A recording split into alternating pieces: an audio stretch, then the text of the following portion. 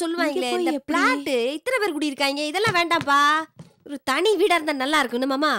அக்கா வீடு இது இல்ல, இன்னும் கொஞ்சம் தூரம் போணும், வாங்க போலாம். வாங்க. அப்பா இது இல்லையா மாமா? வாங்க மாமா போலாம். வாங்க. சின்ன வீட்ல எல்லாம் ஈஸிலி தங்க மாட்டான்னு மாப்பிளைக்கு தெரியும்ல.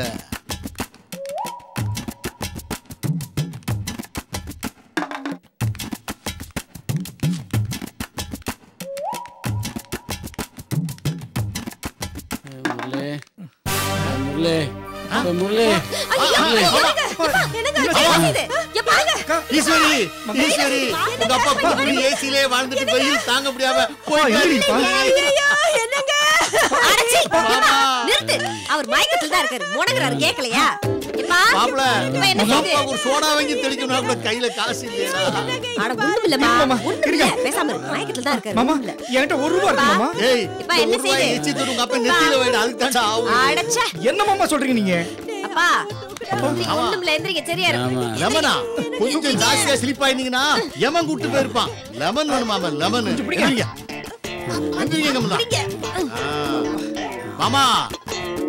இதுக்கு தான் ஏசிலே கிடக்கப்படாதுங்கிறது, அப்பப்போ வெயிலுக்குள்ள நடந்து பழகணுங்கிறது.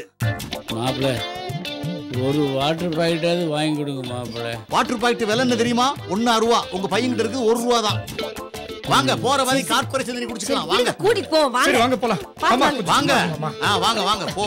வாங்கப்பா. பாத்துங்க மாப்பிள்ள, உங்க அப்பா இழுக்கிற இழுப்ப பார்த்தா ரொம்ப நாளைக்கு தாங்காது போலுக்கடா.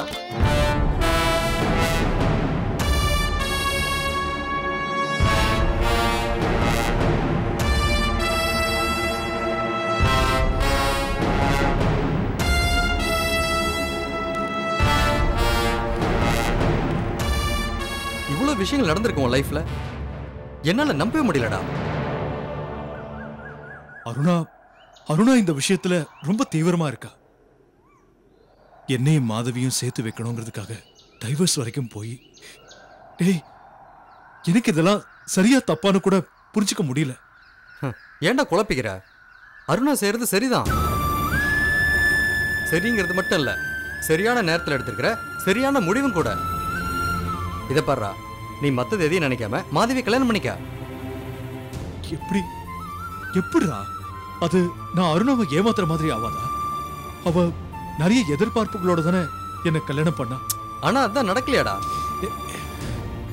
உன்னால மாதவிய மறக்க முடியுமா? முடியாதுல்ல. அதே நேரத்துல அருணாவோட சந்தோஷமா வாழ முடியுமா?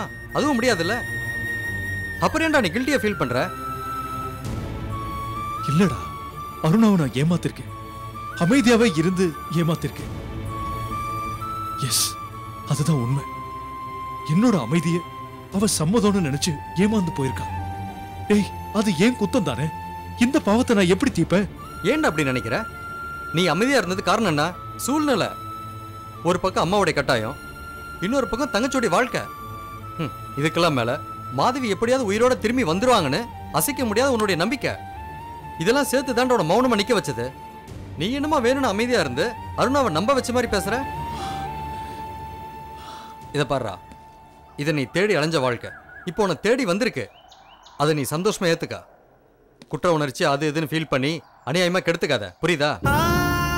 ஏய், இருந்தாலும் அருணாவை நினைச்சு பாக்குறப்போ அவ எனக்கு செய்யறதெல்லாம் நினைக்கும் போது ரொம்பவே குழப்பமா இருக்குடா. என் வாழ்க்கை யார் கூடன்னு என்னால தீர்மானிக்கவே முடியல. டேய், தப்புடா. இந்த நினைப்பு தப்பு. ஒரு பொதுவான மனுஷனா இந்த பிரச்சனையில இருந்து வெளியில வந்து யோசிச்சுப்பார். நீ அருணாவை காதலிச்சா கல்யாணம் பண்ண? கட்டாயத்தினால தானே கல்யாணம் பண்ண. மறுபடியும் அந்த கட்டாயம் நெருக்கடிக்கு உள்ளாக்கிற கூடாதுன்னு தான் அருணா ஒவ்வொன்றா தீர்த்துக்கிட்டு வராங்க. திருமண பந்தம் தடையறக்கூடாதுன்னு தான் விவாகரத்துக்கு அப்ளை பண்ணாங்க. உன் வாழ்க்கையால உன் தங்கச்சி வாழ்க்கை கெட்டு போயிடக்கூடாதுன்னு முன்னெச்சரிக்கையா அவங்களுக்கு கல்யாணம் பண்ணி வச்சாங்க. அவங்க ஒரு நல்ல நிர்வாகி மாதிரி ஒவ்வொன்றும் தெளிவா பண்ணிட்டு இருக்காங்கடா. இதெல்லாம் புரிஞ்சுக்காம நீ குழம்பி போயிருக்க. இத பாரு, இந்த குழப்பத்தினால நீ மாதவியை கல்யாணம் பண்ணிக்க முடியாதுன்னு சொன்னா அருணா ரொம்ப உடஞ்சு போயிருவாங்கடா. நல்லா யோசிச்சு பாரு. தன்னால பிரிஞ்ச காதலர்களை மறுபடியும் சேர்த்து வைக்கணும்னு அவங்க எடுத்துட்டு இருக்கிற முயற்சியை நீயே கெடுத்துனா அப்புறம் என்னடா அர்த்தம்? அப்படிலாம் செஞ்ச அருணாவோட உன்னால நிம்மதியா வாழ முடியுமா? வாழவே முடியாதுடா. அதனால நீ மாதவியை கல்யாணம் பண்றதா நல்லது.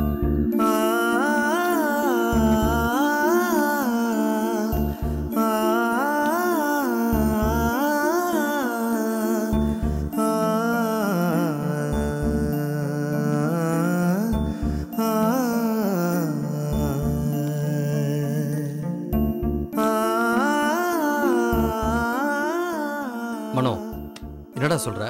நான் சொல்றதாண்டா கரெக்ட். இல்லடா, மாதவி எப்படி இதுக்கு ஒத்துக்குவா? அவ என்னையே விட்டு கொடுத்தவளாச்சே. விட்டு கொடுக்க தானே செஞ்சாங்க. உன்னை வெறுத்து வேண்டான்னு ஒதுக்கலையே. ரெண்டுத்துக்கும் என்னடா பெரிய வித்தியாசம் இருக்கு? அவ விலக போய்த்தானே இன்னைக்கு நான் அருணாவோட புருஷனா நிக்கிறேன். டேய், இந்த பிரச்சனை வரக்கூடாதுங்கிறதுக்காக தான் அருணா அவன் வாழ்க்கையில இருந்து விலக பாக்குறாங்க. இனி நீ தனி மனுஷனா மாதவி எதிர்பார்க்கிற கலெக்டர் மனோகரா இருக்கப்பார். அது மட்டும் இல்லடா, உன் வாழ்க்கையாவது நல்லா இருக்கட்டும் தான் மாதவி உன்னை விட்டு கொடுத்தாங்க. ஆனா அதுவே பிரச்சனையாகி நீ பிரிஞ்சிருக்கிற சூழ்நிலை வரும்போது அதை பார்த்துட்டு மாதவி எப்படா சும்மா இருப்பாங்க? கண்டிப்பா உன் கூட வந்து சேருவாங்க. சூழ்நிலை அவங்கள சேர வைக்கண்டா. அப்படி வர்றவங்கள மாட்டேன்னு சொல்லாம மனசார ஏத்துக்கடா.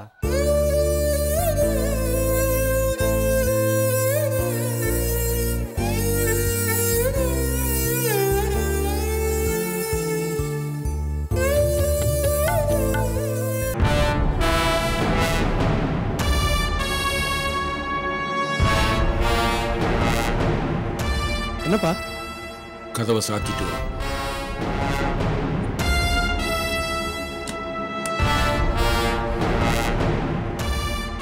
என்னப்பா ஏதோ பேசணும்னு சொன்னீங்க? உன் தங்கச்சி மாற மாட்டான், மாறவே மாட்டான். வக்கீல் வரைக்கும் போய் விஷயத்தை பெருசாக்கிட்ட. இதை இப்படியே விடக்கூடாதுடா. நாம என்னப்பா பண்றது? அருணாவுக்கு பிடிக்காத வாழ்க்கையை நாம எப்படிப்பா கட்டாயப்படுத்தி வாழ வைக்க முடியும்? ஏண்டா இதுக்காக இவ்வளவு கஷ்டப்பட்டு கல்யாணம் பண்ணி வச்சேன்? இப்படி பொசுக்குன்னு விவாகரத்து பண்ணிட்டு போறதுக்கா இந்த கல்யாணத்தை பண்ணி வச்சேன்? ஆனா அருணா தான் சந்தோஷமா வாழலையாப்பா?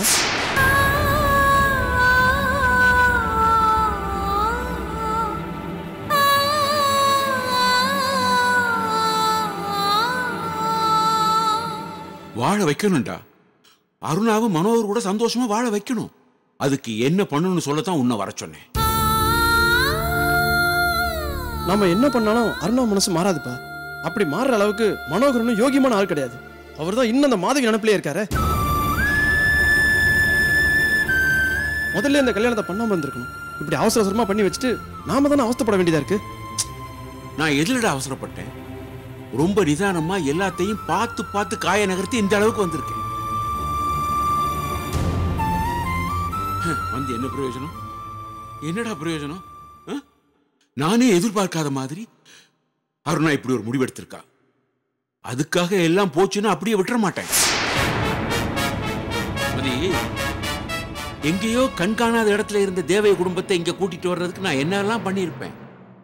அதை விட அதிகமா பண்ணி மனோகரனை அருணா கூட சேர்த்து வைப்பேன்டா. என்னப்பா சொல்றீங்க? ஒன்றும் புரியல. சொல்றேன். உங்க அத்தை தேவகி சின்ன வயசுல என் பண்ணையில வேலை செஞ்ச ஒருத்தனை லவ் பண்ணி அவங்க கூட ஓடி போயிட்டான். குழந்தை குட்டியில பெத்து அவன் செத்ததுக்கு அப்புறம் அவ நிர்கதியா தெருவில் நின்னான். அப்ப கூட நான் அவளுக்காக இறக்கப்படல, பாசம் காட்டல.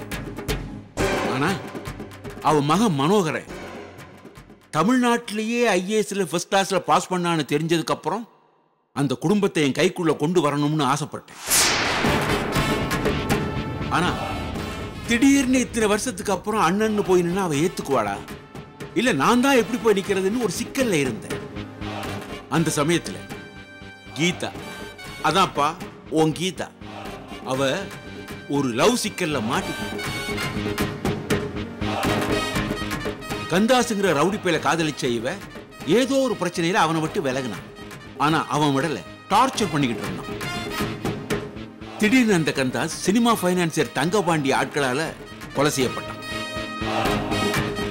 போனோம் தேவகி வீட்டிலேயே கிடந்துச்சு. போலீஸ் சந்தேகப்பட்டு தேவகி குடும்பத்தை போலீஸ் ஸ்டேஷனுக்கு கூட்டிட்டு போயிட்டாங்க. கீதாவோட நடத்தியால தான் இந்த கொலை நடந்ததுன்னு ஊர் ஊரா பேச ஆரம்பிச்சிட்டாங்க. மனோகர் ஐஏஎஸ் ட்ரைனிங்ல இருந்தப்ப இதெல்லாம் நடந்ததுனால இவங்களை காப்பாத்த ஒரு நாதி இல்லாம தேவகி குடும்பம் லாக்கப்ல கிடந்தது. ஒரு சூழ்நிலையில நான் இதெல்லாம் தெரிஞ்சு இதை எனக்கு சாதகமா பயன்படுத்திக்கிறதுக்காக நான் ஒரு நாடகத்தை நடத்த ஆரம்பிச்சேன். நம்ம ஆளுங்களை சரணடைய வச்சு கேஸை திசை திருப்பி என் செல்வாக்கை பயன்படுத்தி தேவகியை காப்பாத்துற மாதிரி நடிச்சு குடும்பத்தோட வெளியே கொண்டு வந்து நம்ம வீட்டுக்கு கூட்டிட்டு வந்தேன். அவளும் பழசெல்லாம் மறந்து இந்த அண்ணன் மேல பாசத்தை பொழிய ஆரம்பிச்சு அவமானத்துல குடும்பத்தோட தற்கொலை பண்ணிக்க இருந்தவளை காப்பாத்தி கூட்டிட்டு வந்ததால அவ எனக்கு நன்றியோட காலம் பூரா விசுவாசமா இருப்பான்னு நினைச்சுதான் இதெல்லாம் பண்ணேன். இவளை வச்சு அந்த மனோகரனை கைக்குள்ள போட்டு என் பிசினஸ் டெவலப் பண்றதுக்கு என்னெல்லாம் பண்ணலாமோ அதெல்லாம் பண்ணலாம்னு திட்டம் போட்டேன்.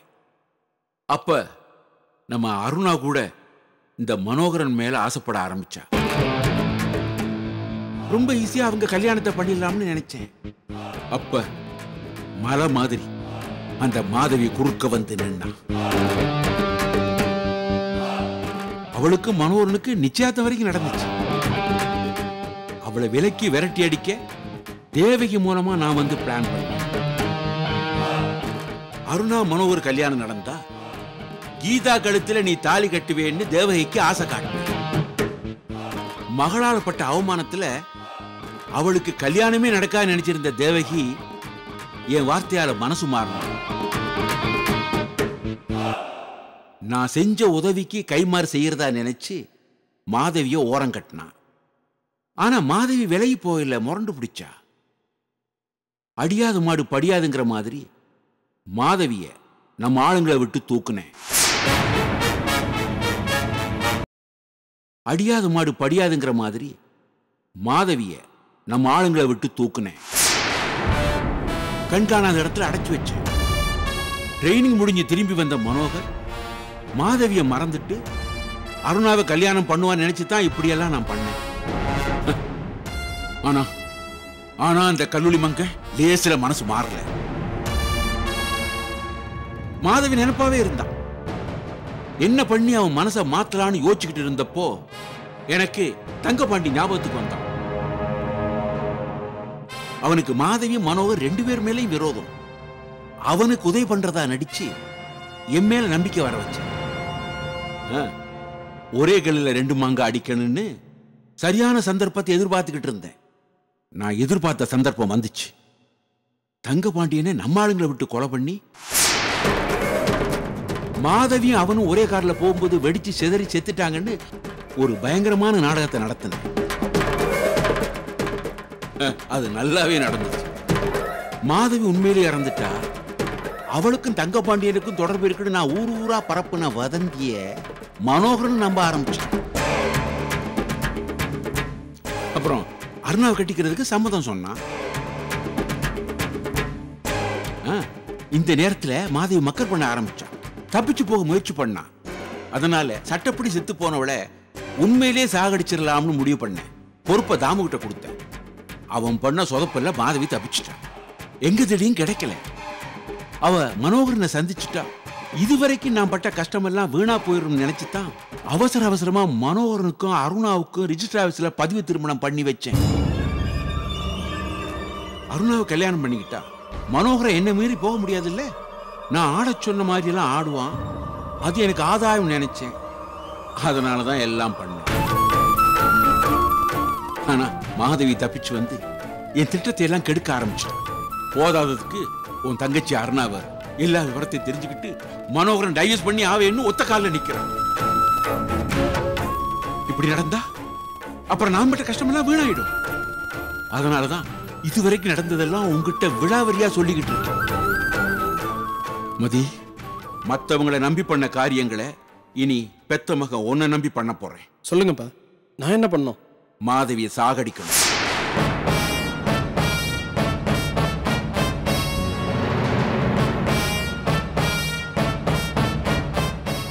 ஆனா நம்ம மேல எந்த பழியும் வராம, மனோகரனுக்கு எந்த சந்தேகமும் வராம அவளை சாகடிக்கணும். அவ சாகிறதால மட்டும் அருணாவும் மனோகரும் சேர்ந்து வாழ்ந்துருவாங்களாப்பா? அதே எரியிற கொள்ளிய புடுங்கிட்டா கொதிக்கிறது தானே அடங்கிருண்டா. தன் வாழ்க்கைக்கு மாதவிதான் பெரிய தடைங்கிறது அருணாவுக்கு தெரிய போய்த்தானே அதை விளக்க முடியாம தான் விளைவிக்கிறேன்னு சொல்ற. அந்த தடையை நாம அப்புறப்படுத்திட்டா அப்புறம் அருணா மனோகரோட சேர்ந்து வாழ்றதுல எந்த தடையும் இருக்காது இல்ல. அதனாலதான் சொல்றேன், மாதவியை சீக்கிரம் சாகடிக்கணும். அதை நீதான் பண்ணணும். பண்றேன்ப்பா, கண்டிப்பா பண்றேன்ப்பா. அப்புறம் ஒரு விஷயம், இந்த விஷயம் நம்ம 2 பேரை தவிர வேற யாருக்கும் தெரியக்கூடாது. சரிப்பா.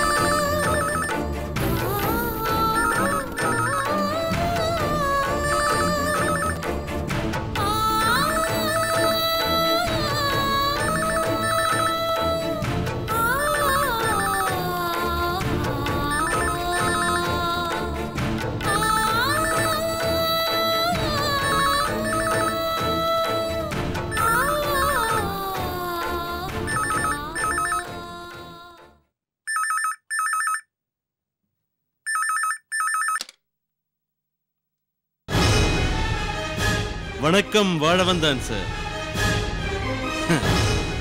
தங்கப்பாண்டி, தத்தமங்கலம் தங்கப்பாண்டி. ஆமா சார், செத்து போன தங்கப்பாண்டி பேசுறேன்.